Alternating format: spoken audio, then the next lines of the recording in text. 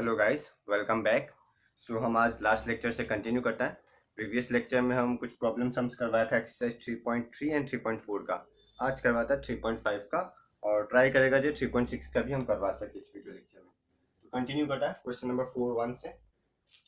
तो अच्छे से देखो, इस टाइप का सम्स हम लोग प्रीवियस लेक्चर में भी किया हुआ है एक्सरसाइज 3.4 में भी। तो क्वेश्चन स्क्रीन में दिया हुआ है, तुम लोग देख सकता है। The part of monthly hostel charges is fixed and the remaining depends on the number of days one has taken food in the mess.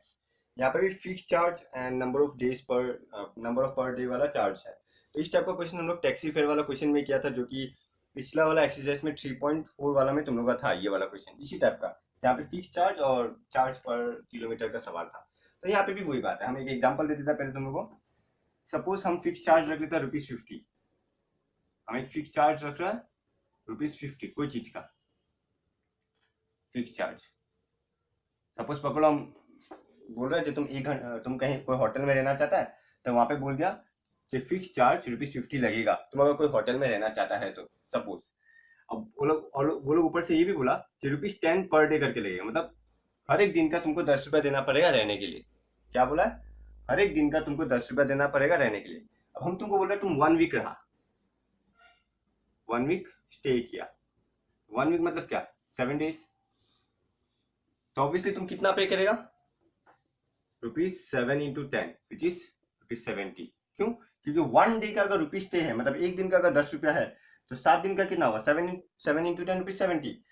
पर 70 नहीं देना पड़ेगा तुमको, उससे भी ज्यादा देना पड़ेगा। क्यों? क्योंकि उन लोगों ने पहले ही तुमको बोल दिया था कि ₹50 फिक्स चार्ज लगेगा, मतलब जो भी अमाउंट होता है उसके साथ तुम्हारा ₹50 ऐड होना पड़ेगा, मतलब ₹70 plus ₹50 which will equal to ₹120। तुमको ₹120 पे करना पड़ेगा। क्यों?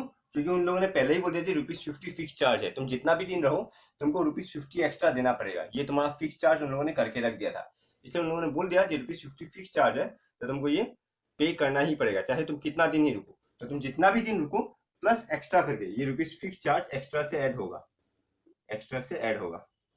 ओके, तो ये तुम्हारा फिक्स चार्ज एक्स्ट्रा से ऐड होने वाला है। सिमिलरली इस क्वेश्चन में देख लो, वापस स्क्रीन में दिया हुआ है कि हम लोग पकड़ लेते हैं लेट द फिक्स्ड चार्ज भी ₹X and cost of food per day भी ₹Y। तो हम फिक्स चार्ज क्या पकड़ ले इसमें? X and cost of food per day कितना पकड़ा? Y। तुम क्वेश्चन में देख सकता है, क्वेश्चन में क्या बोला है? क्वेश्चन में बोला है कि when a student A takes food for 20 days, कितना दिन के लिए ले रहा है? 20 डेज के लिए फूड ले रहा है। ऑब्वियसली अब हम बोल दिया 1 डे का ₹Y है, हम तुमको बोल ही दिया। फूड लेने का 1 डे का कितना है? ₹Y। तो 20 डेज का कितना होगा? ऑब्वियसली 20 डेज का कितना होगा? ₹20 into Y which is 20Y। मतलब ₹20 तुम्हारा लगेगा 20 डेज का चार्ज। इतना चार्ज लगेगा फूड का अगर तुम 20 डेज रहेगा।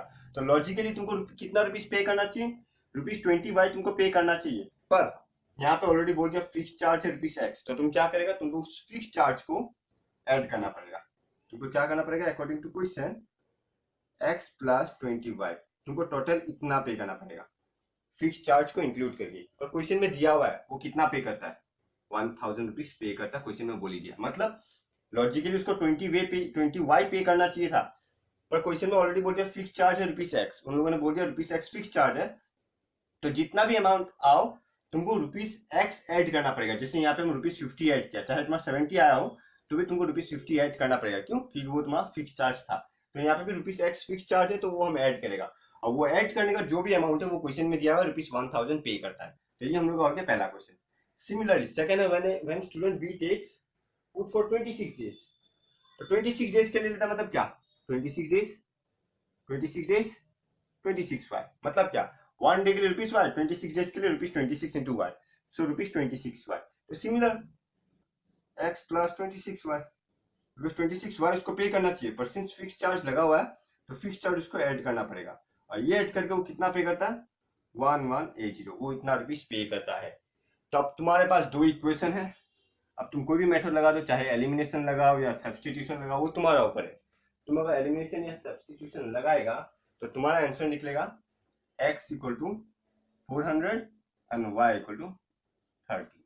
तुम इसको कोई भी सॉल्व कर सकता है। सपोज हम बता ही देता है, सपोज ये इक्वेशन 1 ये इक्वेशन 2 नाम देता है, तो हम क्या करेगा, एलिमिनेशन, तो हम क्या करेगा 1 माइनस 2, सिंस माइनस कर रहा तो ये क्या होगा, साइन चेंज हो जाएगा, तो ये कट गया, इसमें कितना बचेगा -6y, इसमें कितना बचेगा -180, -180 बचेगा, क्यों, बड़ा साइन माइनस में, इससे पता चलता माइनस माइनस कट गया, बचा 6y equal to 180, so y कितना होगा 180/6 विच इज 30, तो निकल गया ना y 30।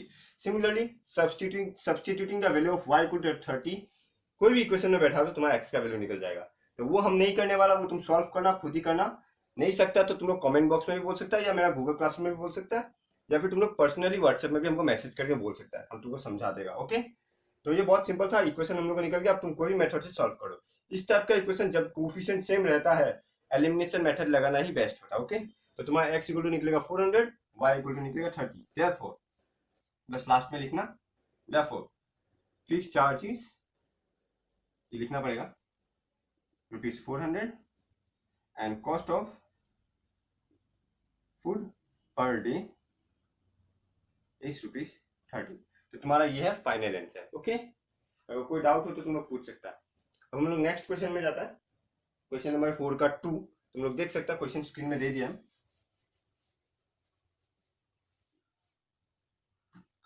4 का 2, ये बहुत सिंपल है, इस टाइप का हम लोग किया हुआ है। A fraction becomes 1/3 when 1 is subtracted from the numerator. Okay, let the fraction be x by y. So according to question क्या बोला, जे अगर हम लोग न्यूमरेटर में 1 सब्ट्रैक्ट कर दे, मतलब क्या, माइनस करे, और डिनोमिनेटर में कुछ बोला नहीं तो कोई चेंजेस नहीं आएगा, तो फ्रैक्शन क्या बनेगा 1/3। क्वेश्चन में बोल ही दिया, if fraction becomes 1/3 when 1 is subtracted from the numerator. Okay, similarly फिर सेकंड पार्ट में क्या बोला, it becomes 1/4 when 8 is added to its numerator, मतलब x by y plus 8 equal to 1/4, मतलब जब डिनोमिनेटर में 8 ऐड कर देगा तो क्या बन जाएगा 1/4। पहला पार्ट में बोला था जब न्यूमरेटर में 1 माइनस करेगा तो माइनस किया और क्या बन गया 1/3, क्वेश्चन में बोला हुआ है। सिमिलरली इस बार डिनोमिनेटर बोला है, तो डिनोमिनेटर में अगर 8 ऐड कर दिया तो क्या मिलेगा 1/4, तो बस सॉल्व करो, एंड ये क्या बनेगा 3x minus 1 equal to y, 4x equal to y plus 8, that means 3x minus 3 equal to y, that means 4x minus y equal to 8। इसको इक्वेशन कुछ नाम देगा, इसमें से कटा 3x, हम y को इधर लाएगा तो क्या होगा -y इक्वल टू -3 को इस तरफ लेगा तो क्या बनेगा +3, तो इक्वेशन, इसको इक्वेशन 1 दो, इसको इक्वेशन 2 दो। अब तुमको जो मेथड लगाना लगाओ, इसमें हम बोलेगा बेस्ट मेथड है तुम्हारा एलिमिनेशन मेथड। तुम एलिमिनेशन मेथड लगाएगा तो तुम्हारा वैल्यू निकलेगा x का वैल्यू 5 एंड y का वैल्यू 12, x का वैल्यू 5 y का वैल्यू 12 निकलेगा। देयरफॉर द फ्रैक्शन इज, तुम क्या लिखेगा, द फ्रैक्शन इज 5/12, तुमको ये लिखना पड़ेगा। तो यही आंसर है, बहुत सिंपल है, कोई हार्ड नहीं है। कंडीशन के हिसाब से हम लोग दो कंडीशन बैठाया, वहां से एक इक्वेशन निकला, यहाँ से एक इक्वेशन निकला। अब बेस्ट है इसको एलिमिनेशन से करना, इसको एलिमिनेशन से तुम लोग ट्राई करना, नहीं सके तो तुम लोग व्हाट्सएप में हमको पूछ सकता है, तो एलिमिनेशन से ट्राई करना और तुम्हारा आंसर निकल जाएगा x = 5 y = 12।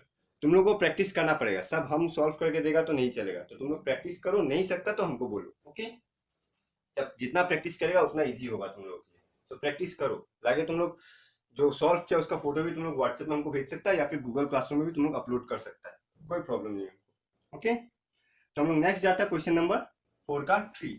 इसका भी क्वेश्चन देखो, तुम स्क्रीन में दे दिया है, क्या बोला, एक टेस्ट का बारे में बोला, just scored 40 marks in a test for number 3, getting 3 marks for each right answer and losing 1 mark for each wrong answer. Had 4 marks been awarded for each correct answer and 2 marks been deducted for each incorrect answer, yes would have scored 50 marks. Find the total number of questions. Okay, इसमें बोला जो student जब exam attempt करता है या तो question सही करता है तो या तो गलत करता है। इसमें सीधा सीधी बोल दिया, इसमें वो एक भी क्वेश्चन छोड़ के नहीं आता, मतलब जैसे हम 10 क्वेश्चन दिया तो 10 क्वेश्चन में वो 6 क्वेश्चन सही कर रहा है तो 4 क्वेश्चन गलत भी कर रहा है। ऐसा नहीं है जो 6 क्वेश्चन सही किया, 3 क्वेश्चन गलत किया और 1 क्वेश्चन छोड़ के आ गया, छोड़ दिया, ऐसा नहीं किया उसने, क्योंकि ऐसा भी हो सकता है 6 की 6 ऐसा भी कर सकता है स्टूडेंट, जो 6 सही किया 3 गलत किया और एक छोड़ दिया, 6 + 3 + 1, तो टोटल नंबर ऑफ क्वेश्चन 10। अगर छोड़ दिया होता तो क्वेश्चन में तुमको मेंशन कर दिया होता जे वो कितना क्वेश्चन अटेम्प्ट नहीं किया, ये भी मेंशन कर देता। सिंस क्वेश्चन में ये मेंशन नहीं है जो कितना अटेम्प्ट नहीं किया, मतलब उसने सारा अटेम्प्ट किया जिसमें से उसने सही या गलत किया, उसने ऐसा ऐसा क्वेश्चन में बोला ही नहीं है जो उसने कितना अटेम्प्ट नहीं किया। सो क्वेश्चन में जब बोला नहीं है मतलब छोड़ने का कोई सवाल ही नहीं आता। ओके, तो 10 question suppose total number of question निकालना है, तो टोटल नंबर ऑफ क्वेश्चन में या तो वो सही करेगा या तो गलत करेगा। Let number of right answer, मतलब उसने सही आंसर कितना लिखा है bx, let number of wrong answers by। चलो उसने x क्वेश्चन राइट किया, y क्वेश्चन रॉन्ग किया और y आंसर रॉन्ग किया, तो हम लोग क्या बोल सकते हैं टोटल नंबर ऑफ क्वेश्चन कितना होगा, ऑब्वियसली x + y, ये टोटल नंबर ऑफ क्वेश्चन है। तो अल्टीमेटली मतलब ये है हम लोगों को x और y का वैल्यू निकालना है और दोनों को ऐड करना। अब देखो, अब इसमें बोल दिया हर एक वन क्वेश्चन के लिए, वन क्वेश्चन अगर राइट होता है तो 3 मार्क्स मिलता है और वन क्वेश्चन रॉन्ग होता है तो उसको 1 मार्क्स माइनस हो जाता है। मतलब अगर वो एक क्वेश्चन सही करता है तो 3 मार्क्स मिलेगा और एक क्वेश्चन गलत यानी क्रॉस मतलब गलत करता है तो उसको -1 मिलेगा, मतलब 1 मार्क्स कम जाएगा। तो उसने कितना क्वेश्चन अटेम्प्ट किया इसमें, तो हम लोग को मालूम है अकॉर्डिंग टू क्वेश्चन उसने पहला केस में x क्वेश्चन सही किया, y क्वेश्चन गलत किया। अगर एक क्वेश्चन सही करने पे 3 मार्क्स मिलता है तो 3 क्वेश्चन सही करने में कितना मिलेगा 3 × 3 मतलब 9 marks. Similarly 5 questions q q q 5 question सही करने में कितना मिलेगा, ऑब्वियसली 5 × 3 विच इज 15 मार्क्स। ये हम लोग मालूम है यूनिटरी मेथड है। तो सिमिलरली हम कितना बोला कि इसने x क्वेश्चन सही किया, मतलब x क्वेश्चन इसने सही किया तो कितना मार्क्स मिलेगा 3 × x विच इज 3x, उसको 3x मार्क्स मिलेगा। ओके, और इसमें अगर वन क्वेश्चन रॉन्ग करता है तो उसको कितना मार्क्स मिलता है -1 मार्क्स। तो वो अगर y क्वेश्चन रॉन्ग करेगा तो कितना मार्क्स मिलेगा -1 × y, दैट मींस -1। तो मतलब उसको सही क्वेश्चन करने में 3x मार्क्स मिला और गलत क्वेश्चन करने में -y मार्क्स मिला। ओके, बट क्वेश्चन में बोल दिया उसने तो उसको टोटल मार्क्स मिलता है 40, क्वेश्चन में बोला उसको टोटल मार्क्स मिलता है 40, तो फाइनल आंसर क्या होगा 3x marks plus -y marks which is 40। हम लोग को मालूम है प्लस माइनस माइनस होता है, इसलिए हम डायरेक्ट लिखेगा 3x - y = 40। समझा, 3 मल्टीप्लाई हुआ क्योंकि x क्वेश्चन सही था और सही क्वेश्चन के लिए 3 मार्क्स मिल रहा था, और इसमें -1 मल्टीप्लाई किया बिकॉज 1 को रॉन्ग करने के लिए -1 मिल रहा था और टोटल y क्वेश्चन उसका रॉन्ग था, इसलिए 3x - y = 40। बहुत सिंपल था, अगर कुछ समझ में नहीं आया तो तुम लोग पूछ सकता है। सिमिलरली सेकंड पार्ट बोला हैड 4 मार्क्स बीन अवॉर्डेड, अगर आप 4 क्वेश्चन 3 मार्क्स का जगह 4 मार्क्स देता हम और 2 मार्क्स हम माइनस कर देता, मतलब रॉन्ग क्वेश्चन के लिए 2 मार्क्स हम माइनस करता तो क्या होता, ठीक है 4 मार्क्स अवॉइड करता तो क्या लिखता 4x - 2y = 50, तो उसको मिलता 50। ये हो गया हम लोग का इक्वेशन 1। ओके, तो इसमें बोल ही दिया साफ साफ कि अगर हम 4 मार्क्स देता तो x क्वेश्चन के लिए 4x marks and y question के लिए -2 मल्टीप्लाई करेगा बिकॉज -2 मल्टीप्लाई मार्क्स दे रहा है, तो -2 marks that means 4x - 2y = total कितना मिलता है उसको 50 मिलता है। तो वो बोल दिया जे ऐसा होता, तो ये हो गया हम लोग का इक्वेशन 2। तुम चाहे तो 2 कॉमन ले सकता है, डिवाइड भी कर सकता है, या फिर सीधा एलिमिनेशन लगाओ, एलिमिनेशन लगाने पे तुमको इसका आंसर मिल जाएगा और इसका आंसर होगा तुम्हारा x = 15 y = 5। अब अगर x = 15 और y = 5 होता है तो हम लोग का टोटल नंबर देयरफॉर वापस लिखना ये total number of questions is equal to x + y, that is 15 + 5 which is 20। Okay, तो बहुत सिंपल था इक्वेशन निकालना। तुम लोग वापस से अगर नहीं समझा तो एक बार पीछे करके देख लो वापस, अगर तो भी समझ में नहीं आता तो तुम लोग हमको व्हाट्सएप में पूछ सकता है। ओके, तो हम नेक्स्ट क्वेश्चन जाता है, तुम लोग देखो क्वेश्चन स्क्रीन में दे दिया, ये बहुत इंपॉर्टेंट क्वेश्चन है, क्वेश्चन नंबर 4 का 4 क्या बोला है, place A and B are 100 kilometre apart on highway. ये A, ये B, ये हाईवे है, हम इस पॉइंट को A पॉइंट माना, इस पॉइंट को B पॉइंट माना। ओके, पर कितना बोला 100 किलोमीटर डिस्टेंस है, डिस्टेंस कितना 100 किलोमीटर। ओके, ये डिस्टेंस दिया होगा। वन कार स्टार्ट फ्रॉम ए, माने एक कार है, ये कार है, इसको बोलता है ये कार यहां से शुरू करता है, और सेकंड और एक कार है, ये कार पॉइंट बी से शुरू होता है, मतलब दो कार है, एक कार पॉइंट ए से शुरू होता है और एक कार पॉइंट बी से शुरू होता है। क्या बोला, one car starts from point A and another from B at the same time and if the car travels in the same direction.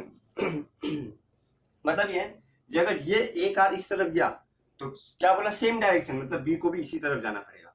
If the car travel in the same direction, अगर ए इस तरफ गया तो B को भी इस तरफ जाना पड़ेगा। तुम बोल सकते हो सर ए इस तरफ भी जा सकता है, ठीक है, अगर हम ए को इस तरफ भेजेगा तो तुमको बी को भी इसी तरफ भेजना पड़ेगा, तो बात एक ही हो जाएगा। ओके, तो हम ए को इस तरफ भेजता है, तो अगर हम ए को इस तरफ भेजेगा तो बी को भी इस तरफ भेजना पड़ेगा। अब बोला है ए और बी, माने ये दोनों कार एक समय में सी पे मिल जाएगा, मतलब ये कार, सपोज ये ए वाला कार था और यहीं पे बी वाला कार भी, मतलब दोनों एक पॉइंट में दोनों कार एक समय मिल जाएगा, मतलब एक पॉइंट ऐसा आएगा जहां पे दोनों कार एक साथ होगा। ये हुआ तुम्हारा डिस्टेंस बी से सी का, मतलब जब दोनों कार स्टार्ट करते ऑब्वियसली इसका स्पीड कम रहा होगा, इसका स्पीड ज्यादा रहा होगा, इसलिए ये इसको यहाँ पे ओवरटेक कर लिया। तुम बोल सकता है जब कोई आगे से स्पीड बढ़ा रहा है, तुम पीछे से आ रहा है, अगर तुम्हारा ज्यादा स्पीड रहा तो तुम एक समय आगे वाला कार को ओवरटेक करेगा, तो जो पॉइंट में तुम ओवरटेक कर रहा है वो पॉइंट है यहाँ पे सी, मीनिंग वही है, मतलब पॉइंट सी में तुम लोग दोनों बराबर में मिल गया, उसके बाद तुम ओवरटेक कर सकते हो, वो अलग बात है, पर इसमें ओवरटेक का सवाल है नहीं, जस्ट बोला पॉइंट सी में दोनों मिलता है, पॉइंट सी में दोनों मिलता है बोल दिया। कितना टाइम लगता है, 5 घंटा, मतलब उन लोगों को मिलने में 5 आवर्स लगता है। क्वेश्चन अच्छे से समझो, ओके, 5 आवर्स तुम लोग लगता है। तो इसमें फॉर्मूला यूज होगा ये वाला, speed equal to distance by time, ये फॉर्मूला यूज होगा। ओके, अब तुम देखो इसमें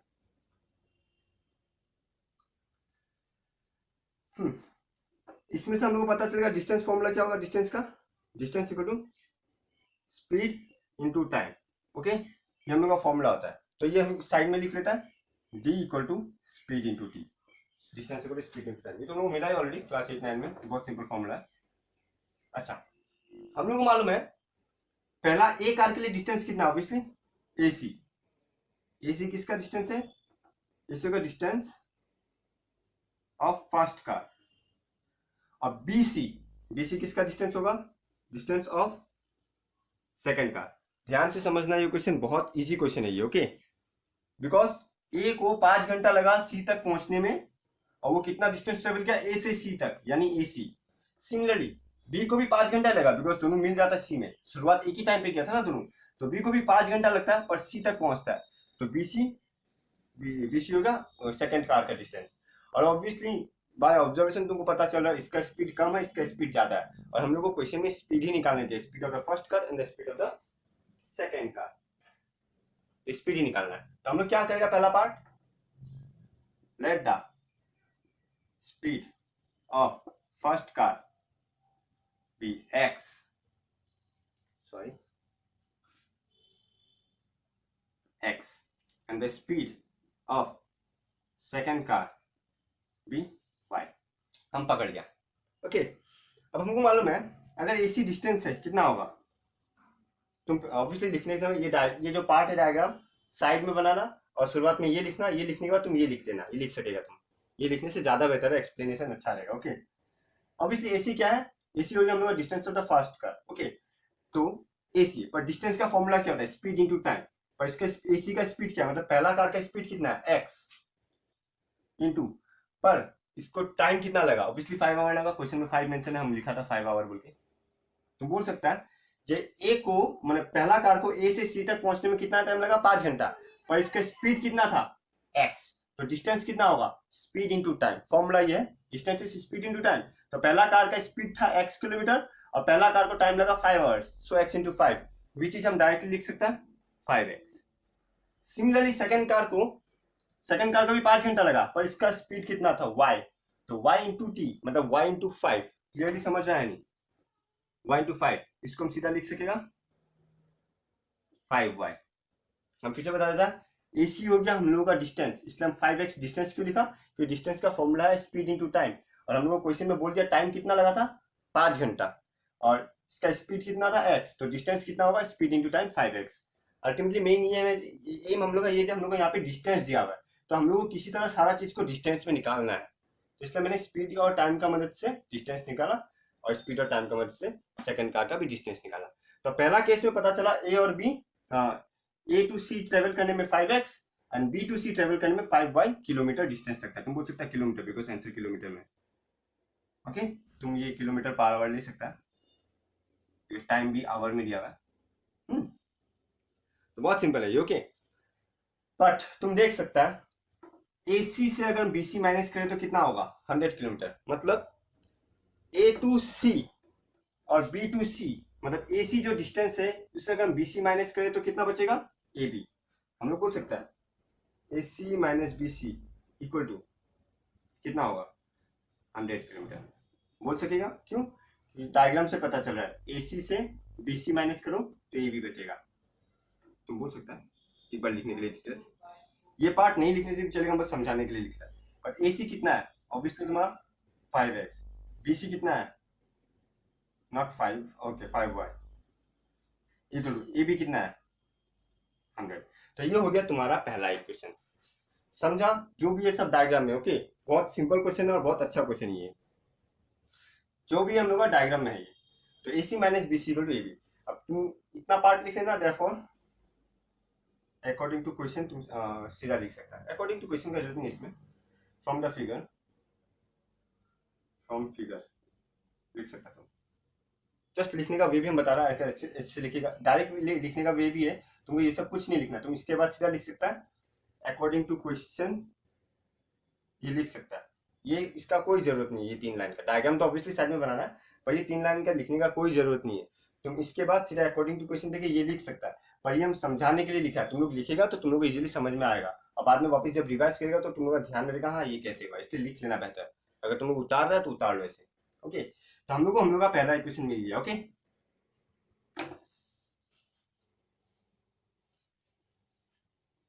अच्छा, यहाँ से 5 कॉमन लेगा तो क्या होगा, 5x minus y equal to 100। 5 common ले लिया, 5 को डिवाइड करेगा तो x minus y equal to 100/5, पर कितना आता है 5, 20 जा, so x minus y equal to 20। ये हम लोग का है पहला इक्वेशन, और इसको नाम दे देगा 1। सपोज हम ये साइड में लिख लेते हैं x minus y equal to 20, ये हम लोग का इक्वेशन 1, ओके। तो हम लोग को हम लोग का पहला इक्वेशन मिल गया। अब सेकंड वाला पार्ट देखो, सेकंड केस क्वेश्चन में वापस देख सकता है, if the car if they travel towards each other, second condition वही सेम, ये A है, ये B है, ये कार है, ये कार है। क्वेश्चन में बोल दिया दोनों कार एक पॉइंट A में एक पॉइंट B में। पहला केस क्या था, दोनों सेम डायरेक्शन में है, और दूसरा केस में क्या बोला, दोनों एक दूसरे का तरफ, अगर एक इस तरफ जा रहा है तो दूसरा इस तरफ आ रहा है, और वो दोनों भी एक समय मिलता है, कहीं ना कहीं तो मिलेगा। सपोज उसको हम नाम दे देते C, उसको हम नाम दे देते C, तो ऑब्वियसली दोनों एक दूसरे को कहीं ना कहीं मिलेगा। तो अगर सपोज ये दोनों कार यहाँ पे मिल गया, ये कार A हुआ, ये कार B हो गया, फर्स्ट कार मतलब फर्स्ट कार सेकंड कार, तो दोनों पॉइंट C में मिला, तो ऑब्वियसली तुम यहां से भी बोल सकता है AC क्या हुआ, डिस्टेंस ऑफ फर्स्ट कार। ये लिखने का जरूरत नहीं है, तुम डायरेक्ट लिख सकता, पहले बता दिया, जस्ट एक्सप्लेनेशन के लिए लिख रहा है। और BC क्या होगा, obviously distance of second car, ये होगा AC और BC। पर डिस्टेंस ऑफ फर्स्ट कार कितना है हम लोग का, तुम देखो वही डिस्टेंस क्या होगा, स्पीड इनटू टाइम। इस बार वाले के लिए टाइम अलग दिया था, इस बार क्या बोला है क्वेश्चन में, if they travel towards each other they meet in 1 hour, इस बार 1 घंटा में उन लोगों को मिलता है। तो डिस्टेंस होता है स्पीड इनटू टाइम, पर AC के लिए यानी फर्स्ट कार के लिए तुम्हारा स्पीड कितना है x, और टाइम कितना लगा उन लोगों को 1, x इंटू 1 x, तो मतलब x किलोमीटर ट्रेवल किया उन लोगों ने। सिमिलरली BC क्या हुआ, डिस्टेंस ऑफ सेकंड कार मतलब B इंटू BC ये रहा, पर सेकंड कार का किलो स्पीड कितना है y, और टाइम 1 घंटा, क्वेश्चन में बोला दोनों को 1 घंटा लगता है, तो y into 1 which is y, तो ये हो गया y।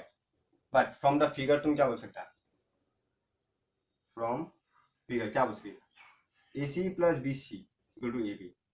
क्यों, क्योंकि AC और BC ये दो मिलाएगा तो तुम्हारा AB बनेगा, और AB कितना है 100 इक्वेशन में दिया हुआ है। So x plus y equal to 100। तो ये तुम्हारा सेकेंड इक्वेशन हो गया। तो बहुत सिंपल था, मतलब समझने लायक था। अगर अच्छे से समझ गया हो तो बहुत सिंपल है। तो तुम लोग ये सब एकदम लिखने का जरूरत है नहीं, हम बस डिटेल्स में लिखा है ताकि तुम लोग को समझ में आए। एग्जाम में तुम लोग सीधा अकॉर्डिंग टू क्वेश्चन, पहला इक्वेशन वो 5x minus 5y equal to 100, दूसरा इक्वेशन वो, और ऐसे डिटेल्स में लिखेगा तो बहुत अच्छा बात है। ओके, सो दो इक्वेशन मिल गया हम लोगों को। क्या क्या मिला? x minus y equal to 20, इसको हम पहला नाम दिया था, और दूसरा मिला x plus y equal to, sorry 100, sorry सही है 100 इक्वल टू 100, इसको नाम दिया दूसरा। अब तुम इसको एलिमिनेशन से सॉल्व करो या कोई भी मेथड से सॉल्व करो, तुम्हारा आंसर निकल जाएगा। और आंसर होगा x equal to 60, y equal to 40। Therefore, speed of two cars are 60 kilometer per hour and 40 kilometer per hour respectively। तो इतना लिखने से हो जाएगा। ये 4 या 5 मार्क का एग्जाम आता है एग्जाम में, और इस टाइप का सम्स बहुत इंपॉर्टेंट सम है एक्चुअली। इस चैप्टर से ज्यादातर ये इस टाइप के एग्जाम्स नॉर्मली आता ही हर साल, या तो इस चैप्टर से या तो लेसन 4 से भी इस टाइप का प्रॉब्लम सम से आता है। दोनों में से एक तो 100% देता है। ओके, तो प्रैक्टिस जरूर करना। और अगर तुमको समझ में नहीं आया हो तो वापस देख सकता है ये वीडियो को, और फिर भी नहीं आया हो तो तुम लोग व्हाट्सएप में हमको बोल सकता है। ओके, तो नेक्स्ट करता है इस एक्सरसाइज का आखिरी question number 5। Okay, the area of a rectangle gets reduced by 9 square unit. Find the, इसमें डायमेंशन निकाल लीजिए, तुम क्वेश्चन देख सकता है। Find the dimension. डायमेंशन मतलब क्या? Length and breadth. Like the length of the rectangle be x, breadth of the rectangle be y. So area क्या होगा?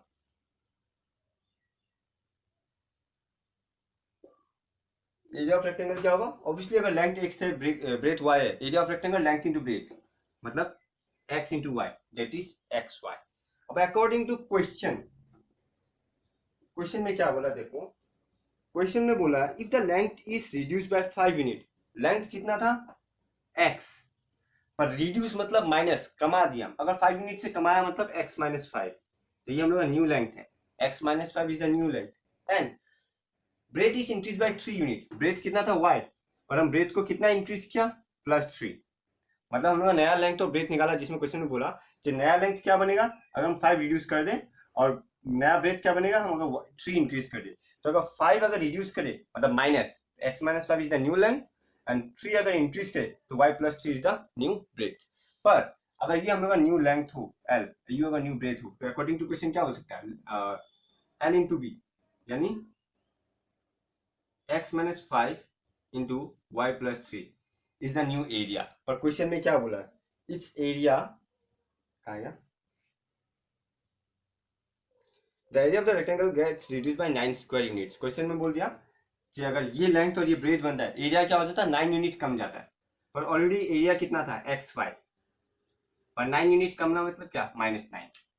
हम फिर से बता देता है, ये हम लोग का न्यू लेंथ है और न्यू ब्रेथ है, और क्वेश्चन में बोल दिया जब ये न्यू लेंथ और ये न्यू ब्रेथ होता है तो एरिया क्या हो जाता है? 9 यूनिट कम हो जाता है। मतलब पहले हम लोग का जब x और y था तो x y is the area, और जब ये x माइनस 5 और y प्लस 3 हो गया तो एरिया क्या होगा? एक्स वाई से 9 कम हो गया, तो हम एक्स वाई माइनस 9 लिखा। यही है हम लोग का पहला इक्वेशन। अब सॉल्व करो। Obviously x y plus 3x minus 5y minus 15 equal to x y minus 9। X y cut जाएगा बिकॉज दोनों साइड एक्स वाई है, तो क्या बचेगा? 3x minus 5y equal to -15 को उस तरफ ले जाएगा, क्या बनेगा? +15, और -9 है, तो ये इक्वेशन अब क्या बन जाएगा? 3x minus 5y equal to 15 minus 9 6। तो इसको हम दे देगा नाम इक्वेशन 1। ये हम लोग का हो गया पहला इक्वेशन। ओके, सेकंड में फिर बोला if you increase the length bye 3 unit. इस बार हम लेंथ को क्या करेगा? इंक्रीज करेगा, मतलब +3, एंड ब्रेथ बाय 2 यूनिट्स, मतलब ब्रेथ को भी इंक्रीज किया, y plus 2। Length and breadth दोनों को इंक्रीज किया। लेंथ को कैसे इंक्रीज किया? 3 यूनिट, मतलब x प्लस 3, और ब्रेथ को कैसे इंक्रीज किया? 2 यूनिट, मतलब y plus 2। Then the area increases by 67 square units, मतलब सेम